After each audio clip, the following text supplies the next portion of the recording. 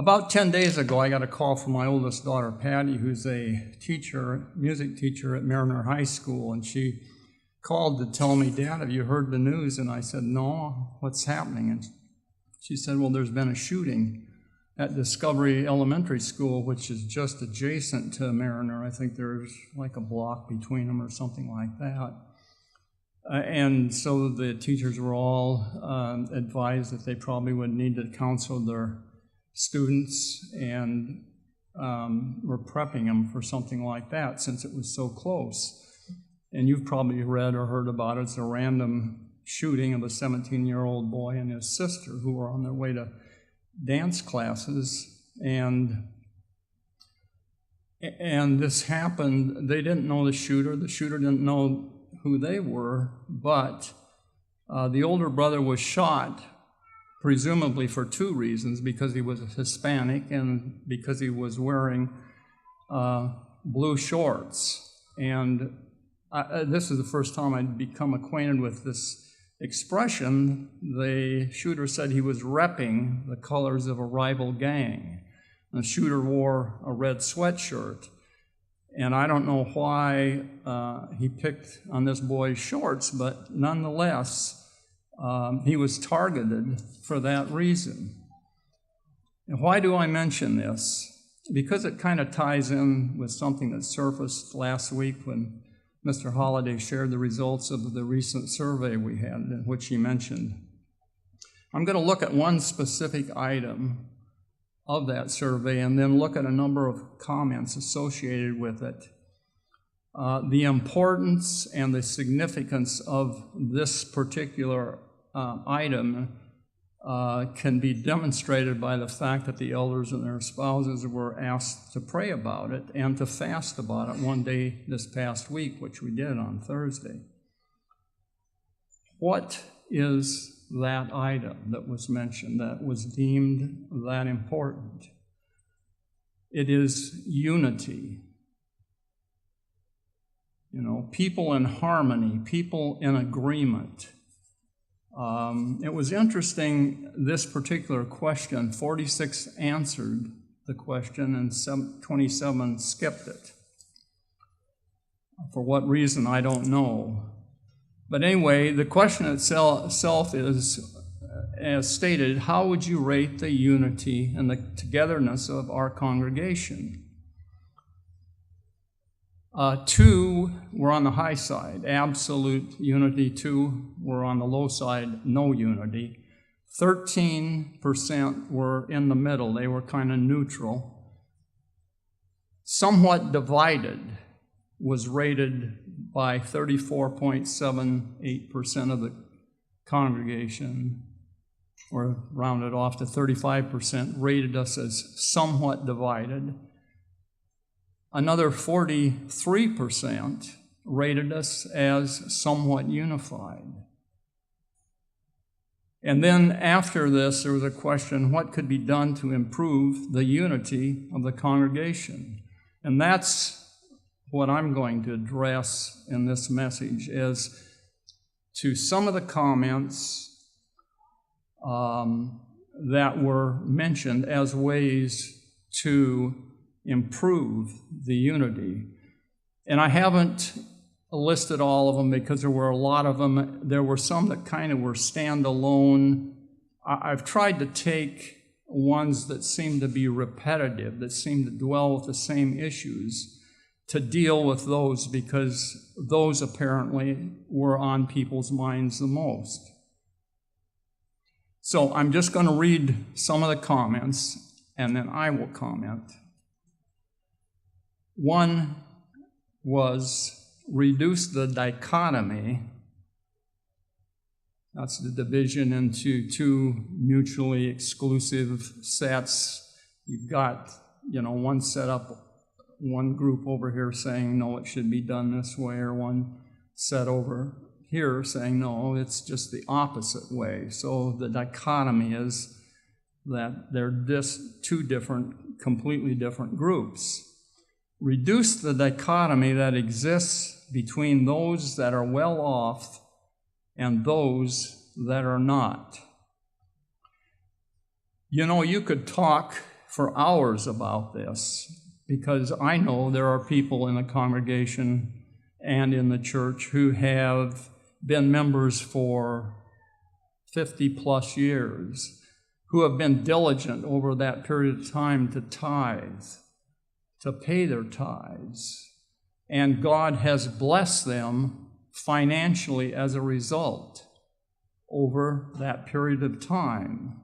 Conversely, you have people who are coming into the church for the first time, maybe come out of a poor environment, perhaps have not had the education and the training that have qualified them to either enter a profession or to get a really good job.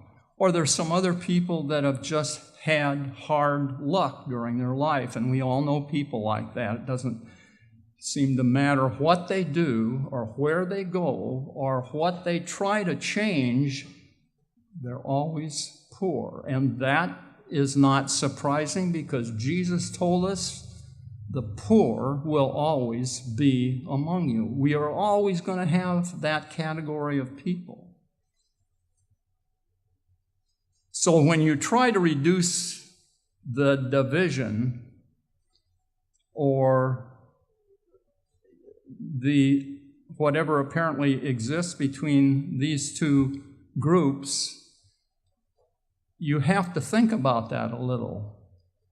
Now, I can see it from this standpoint. If someone, because they have something of a material nature, holds that over someone beneath them and treats them as inferior or as less than them, obviously that is certainly in no way mirrors Christianity.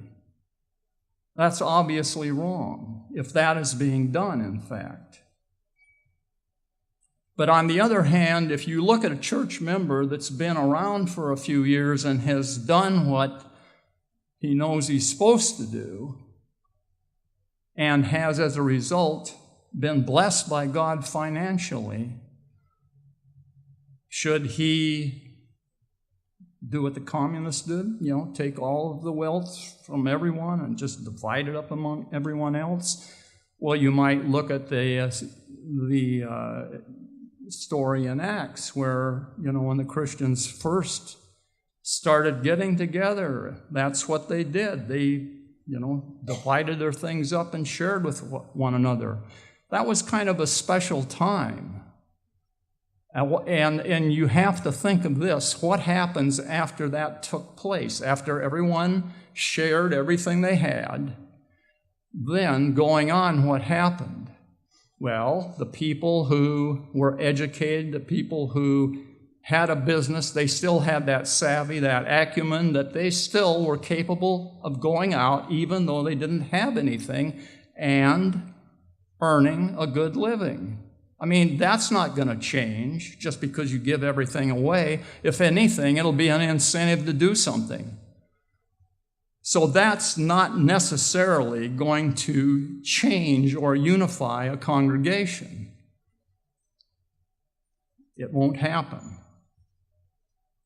Now, the second point that I put alongside this, because it's somewhat the same.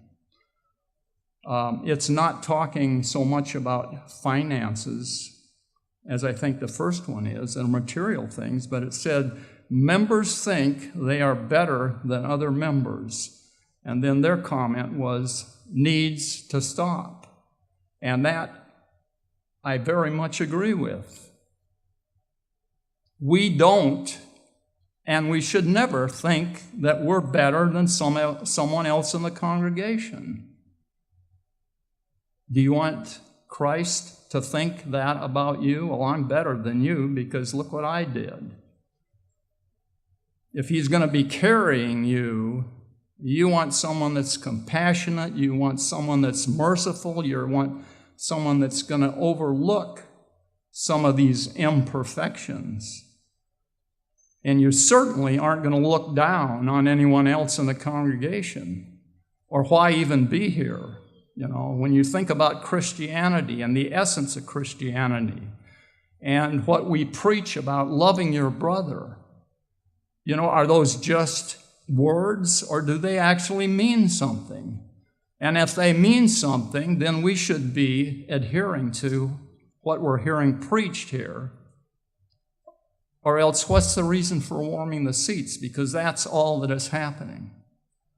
So, in any event, I agree with this comment. We never should think that we're better than someone else. We might mentally say, well, I have more material things than so-and-so, but that shouldn't influence in any way how we treat them. And we should never ignore someone because, they're lower. They're lower here on the totem pole. You sit over here while the rich man, you come up here right in front. I mean, that's in essence what you're saying, either overtly or, subconsciously. Anyway, let's move on to another kind of category that bears on unity. And one thing that was mentioned, doing more together. And I think Mr. Holliday covered some of the things that are in the wind as far as trying to accomplish that. And the potlucks, I think, if you went through the list and saw how often potlucks were mentioned, that you people are not the only one. I mean, Mr. Holliday is not the only one that likes to eat. Everyone here likes to eat. And it's a great way for the congregation to get together, get to know each other more intimately. So that's something that, I totally agree with, and I think everyone else agrees with as well. Doing more together. Building up friendships across ages was another thing. And then more interaction between people and not leaving some out. And there was one more thing that I had that I added to this particular cluster, and then I'm going to comment on it. As I'm unable to attend in person, I would like to feel more a part of the congregation, but not sure how that could happen. And I think the resurgence of the area coordinators list, and I think the selection of the people, younger, energetic people, I think you will see things happen within the areas, because while we might not be able to do as much with everyone at the same time, if you see the area coordinators really take this as a goal and as an idea of helping to unify the congregation, you're going to see them reach out to people who are not able to attend, and they want to be part of the congregation, feel a part of the congregation. The area coordinators will figure out a way to either visit them on a regular basis, get them involved where they can in certain fundraising things or projects for people, or whatever.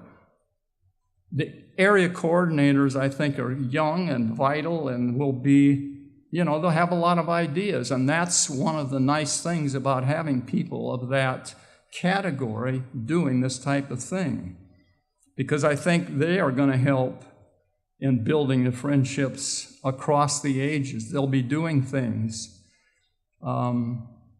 together. And I don't think people will be feeling left out. Now, maybe I'm being overly optimistic here because, that's not going to be all of it. It's not just going to be area coordinators doing something to make this all happen, but it's kind of a cohesive effort on the part of everyone to become more involved, to make this congregation more vital and alive. And I don't know about you, but at least I have a sense, and I think some of the other elders as well, that that's the direction in which we're moving now. It's like some of the stuff that's happened over this past several months, it's kind of like that's behind us. We want to move forward. You don't want to be dragged down and held back. It's time to move on. Okay, going on. Bust up the cliques. This was one of the comments. You could say cliques. I guess it can be pronounced either cliques or cliques, but I used the cliques, so I'll say cliques, which are, a small, exclusive group of people. And then the next comment was reputation for cliques. And no, I don't know if that means we have a reputation as a church compared to other churches of God, like Cedar Woolley or Tacoma or Olympia, the ones in our general area for that, or if we have a reputation within the congregation. Oh, that group of people? I can never talk to them because they just totally ignore me. I go over to say something and they just kind of turn their back on me. So I'm not sure. Then this next comment is, the fact there are cliques would like to see that changed. But then this person at least puts a positive spin on it. But we all need to work on that. So if they do exist, and if we recognize it, and if we understand what part we play in it, as to whether we're a part of one of these cliques, and because of that we ignore other people in the congregation, we need to work on changing that. I will totally agreement with that. In one sense, there's not, I guess you can look at it several different ways. In one sense, I can see there's nothing wrong with cliques from this standpoint, and that's strictly from the geographical component of the congregation and where we live. For example, I live in Eatonville by choice. We moved up there 5 years ago so my wife could take care of her her mom, while she was alive. And when she died, we inherited taking care of her younger sister, who's a special needs case. So we're not there by choice. It's kind of like, you just inherit one member of the family after the other. And she, being the oldest, is the only one that can do these things. But we live in Eatonville. On the other hand, Dan Reisdorf lives in Arlington, 100 miles separating us. On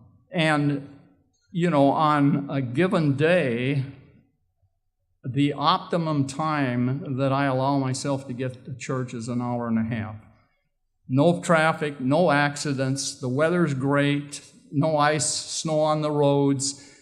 Can use the carpool lane on 167, the one where you pay for. We've got a pass to do that. Can use the carpool lane on 405 because my wife's with me. Absent any of those factors, 2 hours, and if it's rush hour traffic, forget it. It's 3 hours plus, whatever, or it could conceivably. Well, if I and Dan tried to meet, not meet, but if I were to go up there, you're looking at a whole entire day just in commuting practically, so it doesn't make sense. Now that's the extreme, and then you have going in toward the cluster, the main cluster around Bothell and Woodinville and this type of thing, where there are a large number of people. But since we only see each other once a week for the most part, those that live in the outlying areas, for example, the teenagers, it's natural for them to want to gravitate to talk to the other teens, what's been going on in your school during the week. That is their interest. That's what they're interested in. How are you coping with this? How are you coping with the drugs that get offered to you all the time? That type of thing. So it's easy to understand. It's not like we're some church on the corner where within 3 or 4 blocks, the majority of the people attend. We're not like that. That's just not the way we're structured. So we don't go to church on Sunday, as it were. And we don't go to Bible study on Wednesday night. And we don't go to choir practice on Thursday night. And we don't go to a men or women's club on Monday or Tuesday. And they have all of those things. But that's in a small area where people are able to get in easily to do that. Unfortunately, we're not that way. Turn to Psalm 133, verse 1. Psalm 133, verse 1.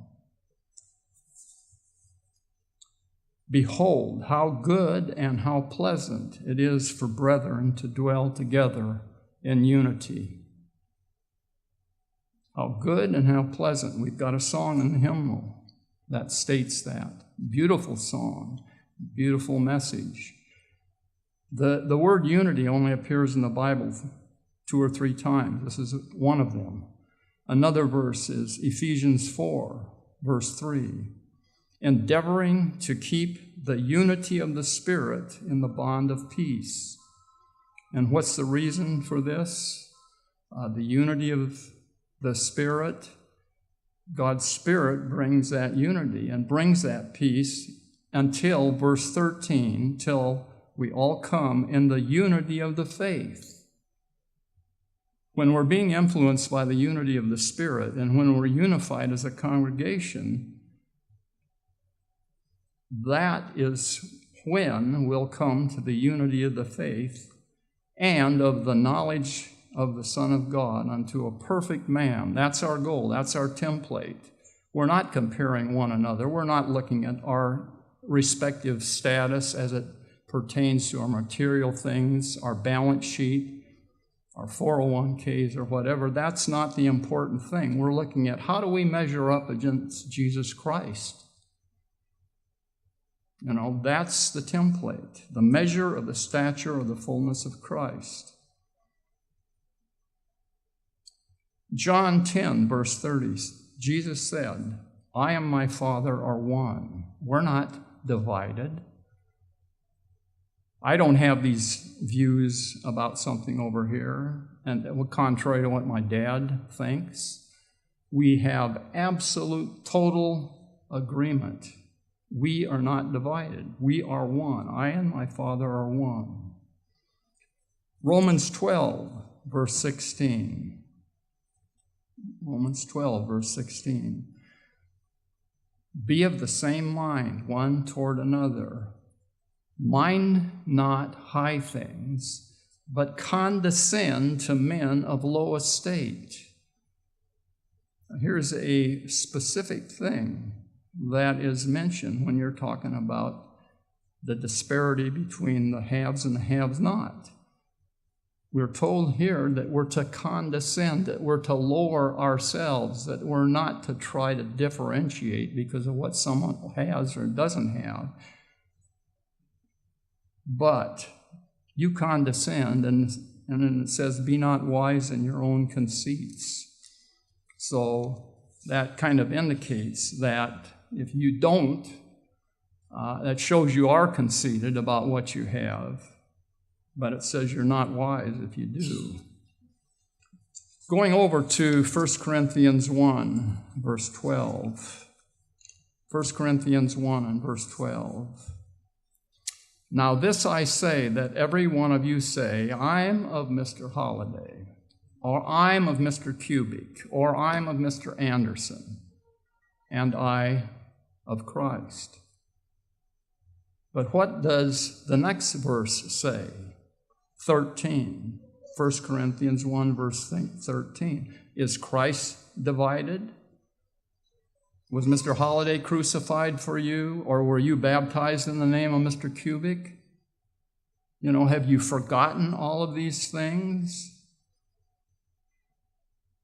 Look at 1 Corinthians 3, verse 4, another scripture, similar type of example. 1 Corinthians 3, verse 4.